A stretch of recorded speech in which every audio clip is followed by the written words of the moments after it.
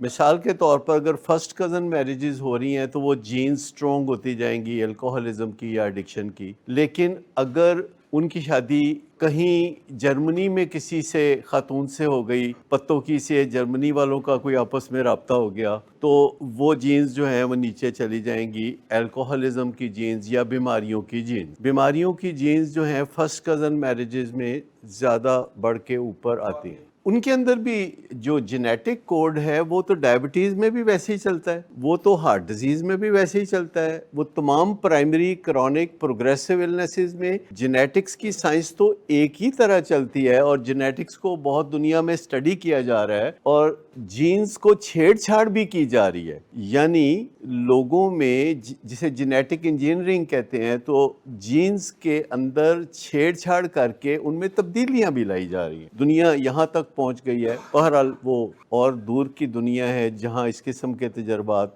ہوتے ہیں۔ ہاں مطلب ہمارے ہاں نہیں، لیکن امریکہ ہمارے تو بیسک فیسلٹیز کے اوپر توجہ زیادہ چل رہی ہے، اسٹرانگ ہوتی یہ تو ڈیفینیٹلی۔ میں نے آج تک کبھی بھی کسی سے پوچھا کسی بیماری کو دیکھتے ہوئے کہ یعنی جو شادی ہے وہ فرسٹ کزن میرج ہوئی تھی، تو ہمیشہ یہ جواب ملا یس۔ تو آپ سمجھ گئے کہ فرسٹ کزن میرجز، نہ صرف فرسٹ کزن میرجز، یہ خالی فرسٹ کزن میرج کی بات نہیں ہے۔ میرج جو ہے یہ اتنا امپورٹنٹ انسٹیٹیوشن ہے کہ اس میں آئندہ آنے والے وقتوں میں لوگ بہت سوچ بچار کریں گے کہ انہیں اپنے بیٹے یا بیٹی کی شادی کہاں کرنی ہے، اور جہاں شادی کرنی ہے ان کا جینیٹک میک اپ بھی دیکھنا ہے تاکہ انسانوں کو بیماریوں سے نجات ملے۔ اب پاکستان میں بھی یہ جو اس طرح کے ڈس آرڈرز ہیں اس میں ہو رہا ہے، یہ انسانوں کو محروم رکھا گیا ہے۔ جانوروں میں تو آپ کو پتہ ہے نا بہت زیادہ یہ کراس بریڈنگ اور اس طرح کی چیزیں کر کے تو جانوروں کی خوبصورت نسلیں،